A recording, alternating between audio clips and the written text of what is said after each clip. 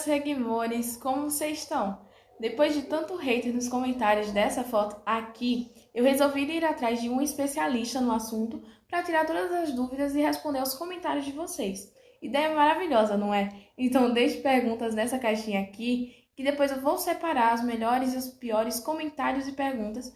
Vou gravar um vídeo com ela e postar depois lá no meu canal no YouTube e aqui no meu Insta. Então fiquem ligadinhos nas minhas redes sociais e ao invés de destilar ódio, é melhor aprendermos juntos, não é? Amo vocês, meus amores, beijos e até mais!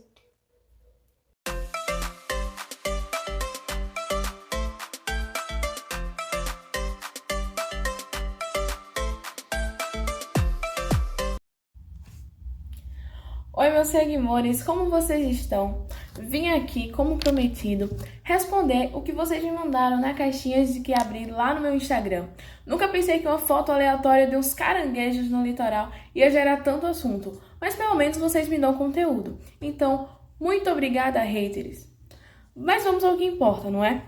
Tenho a honra de apresentar a vocês ela, que é professora de Ecologia lá na Universidade Federal de Sergipe, Fernanda Sangalo Werneck. Seja bem-vinda aqui no canal e, desde já, muito obrigada por topar participar e ajudar eu e os meus seguidores a entender melhor sobre os caranguejos, os pescados, como um todo.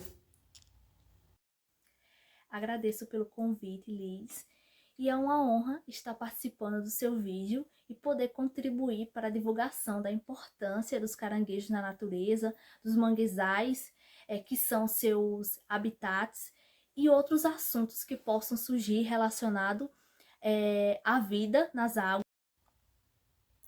Então, para começar, já fazendo um gancho sobre esse habitat dos caranguejos que você mencionou, o Renato Nogueira quer saber o que são exatamente os manguezais.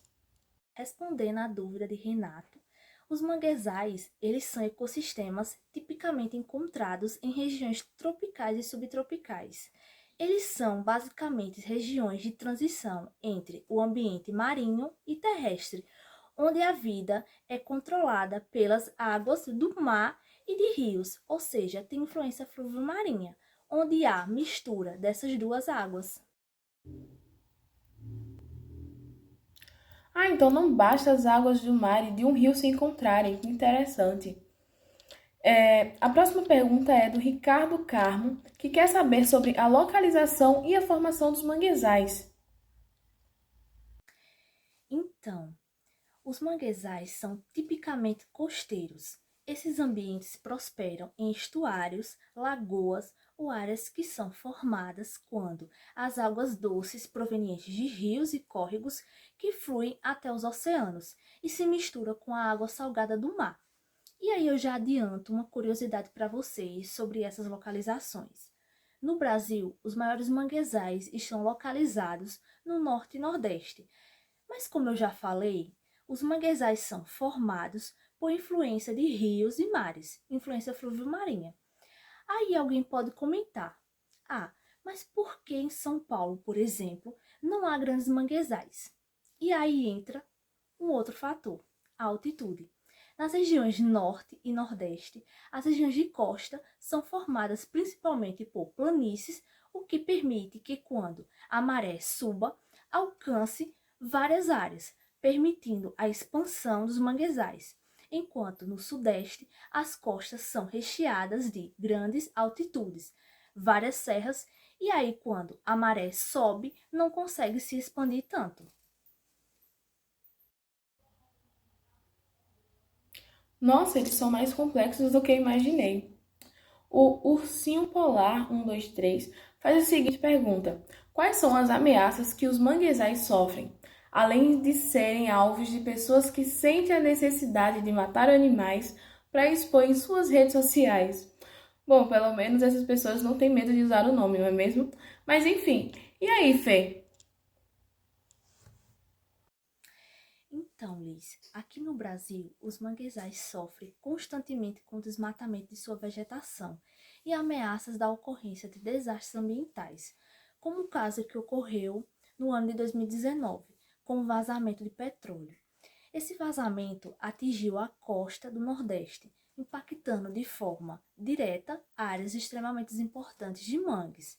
sendo que um dos locais mais afetados foi a foz do rio Maçangana, na cidade de Cabo de Santo Agostinho, visto que o óleo encobriu as raízes das espécies presentes no mangue do local, causando sufocamento de espécies, além de obras de canalização e represamento, depósitos de lixo, exploração de minerais e muitas outras coisas afetam negativamente os mangues.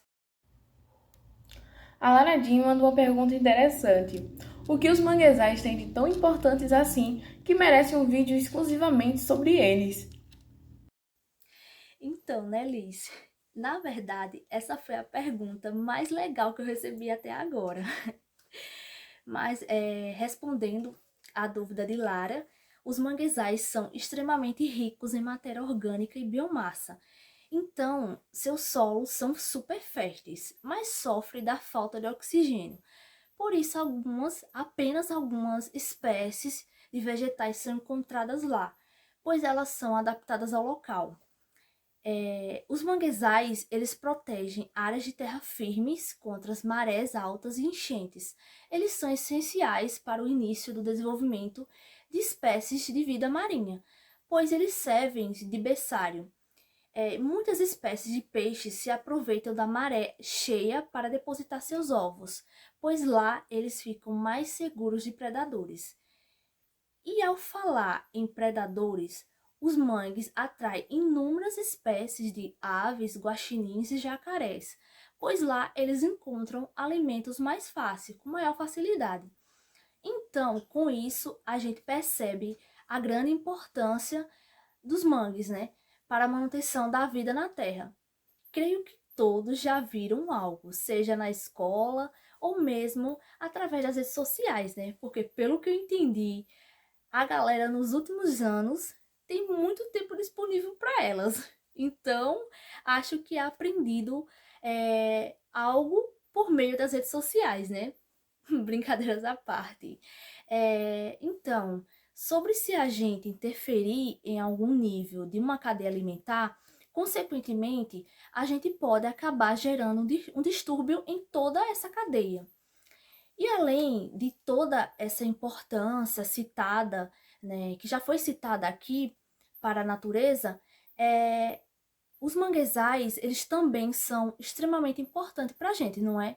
Afinal, muitas pessoas dependem de animais que vivem nos mangues para se alimentar e, consequentemente, alimentar a sua família.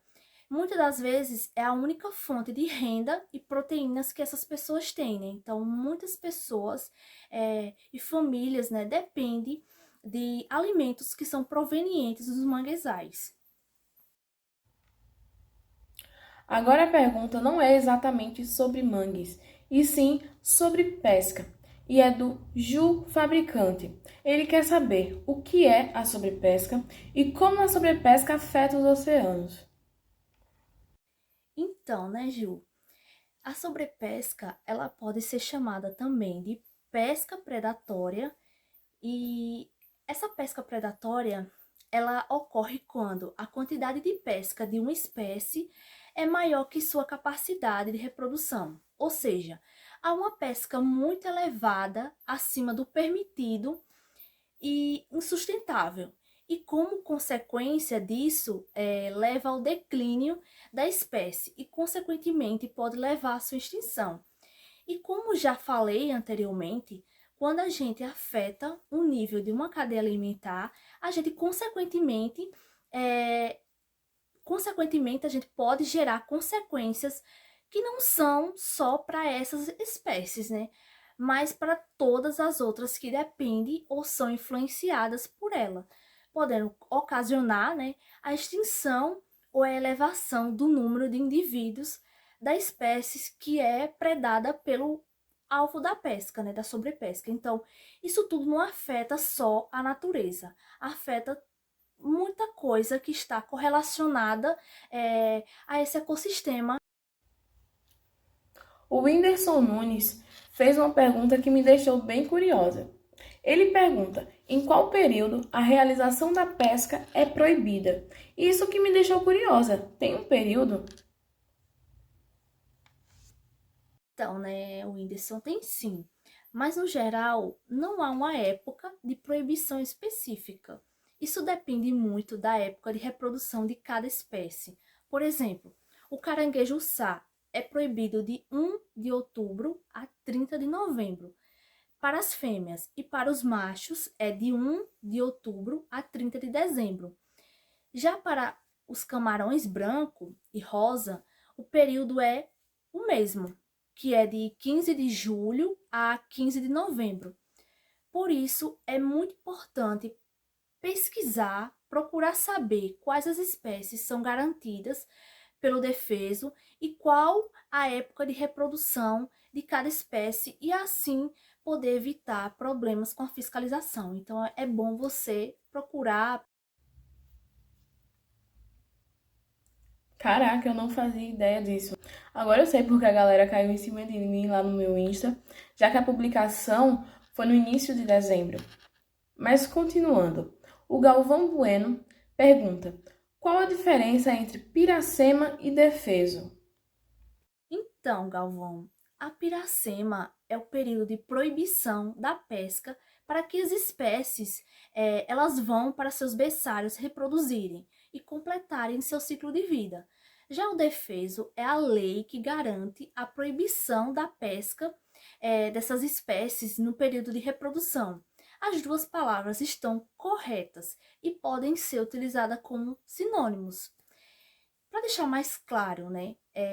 A piracema é o período de proibição da pesca de peixe, porque nesse período ocorre a reprodução, é o período em que as espécies de peixes vão se reproduzir. Já o defeso é a lei que proíbe a pesca, a realização da pesca no período de piracema. Mas agora eu fiquei curiosa com uma coisa. Há exceções de quem pode pescar no defeso? Então, Liz, para fins científicos é liberada, mas através da autorização. Você tem que pedir autorização para que ocorra essa pesca para fins científicos, além de populações tradicionais, que é o pescado.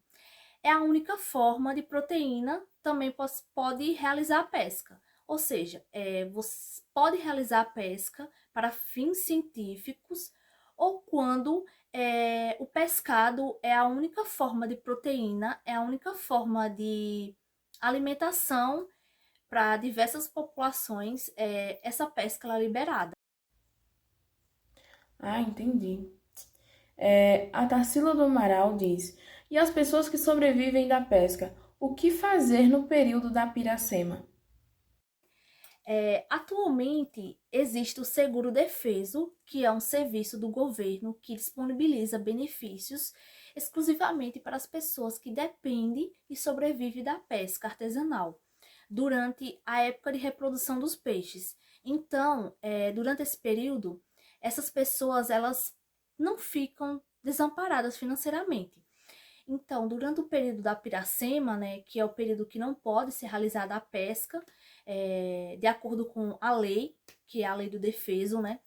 Então, atualmente existe o seguro defeso, que consegue amparar essas pessoas, que é um serviço do governo, né, que disponibiliza um benefício exclusivamente para as pessoas que dependem da pesca artesanal, que sobrevive especificamente dessa pesca. Então, durante esse período da piracema, essas pessoas elas não ficam desamparadas, ela tem esses benefícios que pode auxiliar durante esse período.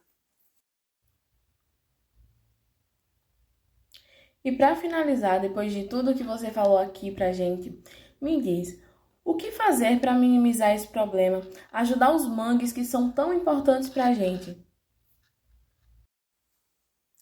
Bom, uma das formas é optar pela compra de espécies exóticas e não realizar a compra de espécies nativas da região. Como assim? É optar pela compra de espécies exóticas e não realizar a compra de espécies nativas. Então, há espécies que são introduzidas em um local pelos seres humanos. E essas espécies, elas são chamadas de exóticas invasoras. E elas têm o potencial de ocasionar prejuízos ao local em que elas foram inseridas.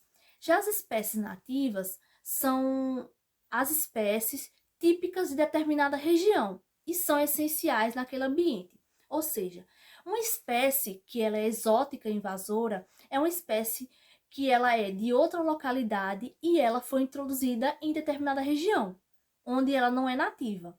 Já uma espécie nativa é uma espécie que ela é original daquela região específica, como, por exemplo, a corvina. A corvina ela é nativa na região norte, mas na região sudeste ela é uma exótica invasora. Então, no sudeste, ela pode ser pescada durante o ano todo, enquanto na região norte ela tem um período de defeso, ela não pode ser pescada durante a piracema.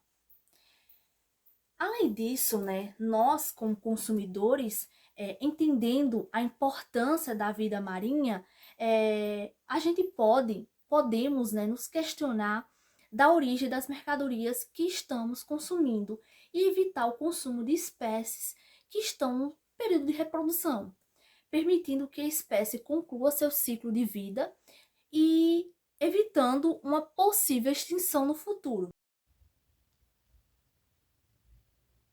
Eu não sei a galera que vai ver o vídeo, mas eu amei esse bate-papo. Aprendi tanta coisa que eu não fazia ideia e percebi que é muito fácil chegar e comprar algo para consumir sem se preocupar se está consumindo de uma maneira que afete a vida marinha e, consequentemente, a nós mesmos, não é? Sim, Liz, exatamente. E vou ressaltar aqui que essas respostas que eu dei para esses questionamentos não é para incentivar a parar de consumir, mas perceber que a gente pode prejudicar vários ecossistemas, mesmo não indo diretamente até eles. E no fim, prejudicar a nós mesmos, né? Bom, é isso, galera. Mais uma vez, muito obrigada, Fê, por aceitar meu convite e vir aqui nos encher de conhecimento. Eu que agradeço, Liz, pelo convite. Espero ter tirado as dúvidas da galera aí, né?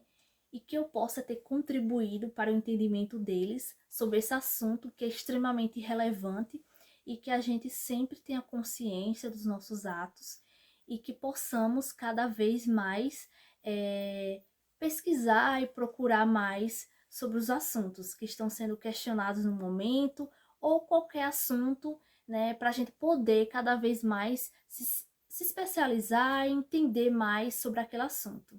Obrigada. E é isso, galerinha. Espero que tenham gostado do vídeo. Para você que está chegando agora no canal, curte, comente, compartilhe, ative o sininho de notificações. E é isso. Um beijo no coração de todos. Tchau!